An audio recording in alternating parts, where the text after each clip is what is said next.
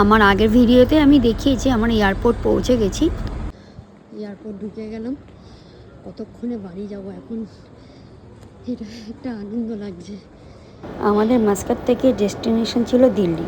আমাদের যতক্ষণ না বোর্ডিং পাস বা ইমিগ্রেশন না হবে ততক্ষণ আমি কোনো ভিডিও করতে পারবো না। অনেক জায়গায় তো রুল আছে। কাজ হয়ে গেছে, বোর্ডিং পাস টাস সবই কাজ হয়ে গেছে, ইমিগ্রেশনও আমাদের কমপ্লিট হয়ে গেছে।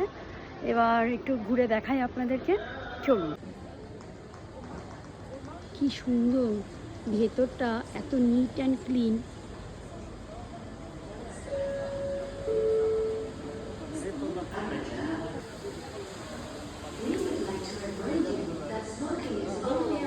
এতটা বড় মানে আমি ঘুরে আপনাদেরকে শেষ করতে পারবো না।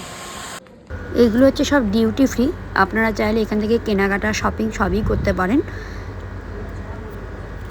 আমাদের বোর্ডিং শুরু হয়ে গেছে, লাইনেও দাঁড়িয়ে পড়েছি। দাঁড়ান একবার ব্যাক ক্যামেরা করে দেখাই। আমরা চলে এসেছি গেটে, এবার এখানে বেশ কিছুক্ষণ বসে থাকতে হবে। ফাইনালি আমরা বোর্ড করতে যাচ্ছি।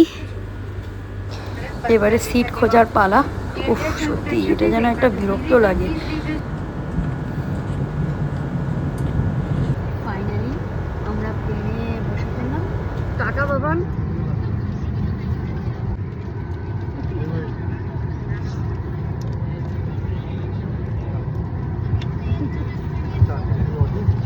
রাত 9:30 বাজে, অনেকটা লেট হয়ে গেছে আমাদের ফ্লাইট ছাড়তে ছাড়তে। হ্যাঁ, দেখতেই পাচ্ছেন আমাদের প্লেন এবার টেক অফ করবে। আমাদের ফ্লাইট রানওয়ে নিচ্ছে। ওহ, কতক্ষণে বাড়ি পৌঁছাবো, এখন অনেক দেরি আছে। আপনাদেরকে শুধু মাস্কাট শহরের ভিউটা দেখাচ্ছি, একটু দেখুন কতটা সুন্দর লাগছে, তাই না?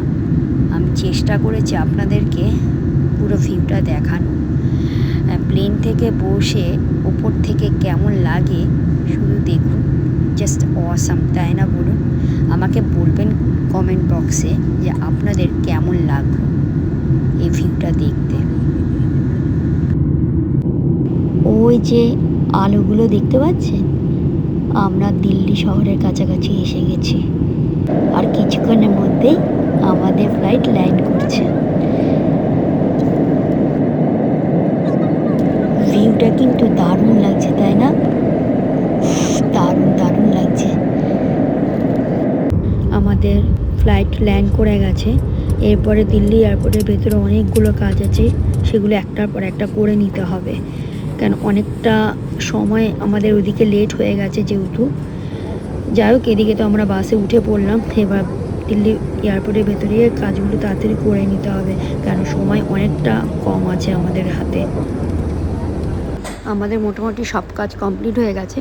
আমি তো ওই দিককার কোনো ভিডিও করা যাবে না, আশা করি অনেকেই জানেন। যাই হোক, আমরা এবার ফুড জোনে এসেছি, কিছু খাওয়া দাওয়া করি। রাত 3টে বেজে গেছে। তারপরে আমরা আমাদের জায়গায় গিয়ে কিছুক্ষণ রেস্ট নেব। দেখতে দেখতে ভোর হয়ে গেল। Good morning Delhi. সত্যি অসাধারণ লাগছে সকালবেলার ভিউটা দেখুন। আমরা এবারে বোর্ড করতে যাচ্ছি কলকাতা যাওয়ার জন্য। সত্যি কথা বলতে আমাদের জার্নিটা হেক্টিক মনে হলেও এবার কিন্তু সে জার্নিটা আর কষ্ট মনে হচ্ছে না।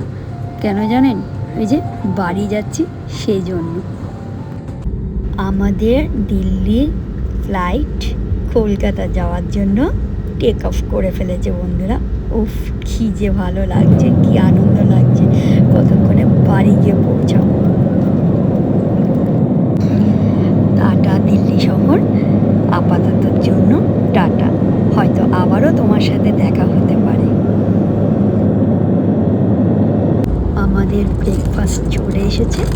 এই যে ডিম omelette, chicken pakora, sweet corn, yogurt, আর মিনি বন ছিল, বাটার ছিল, আর জল তো ছিলই।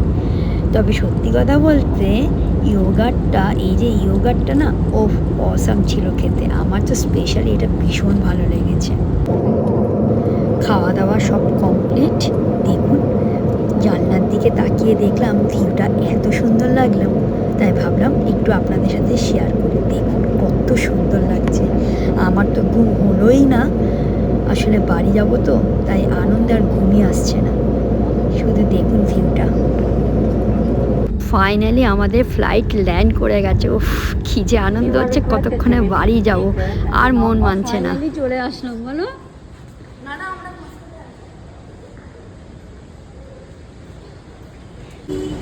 আমাদের সমস্ত লাগেজ আমরা পেয়ে গেছি।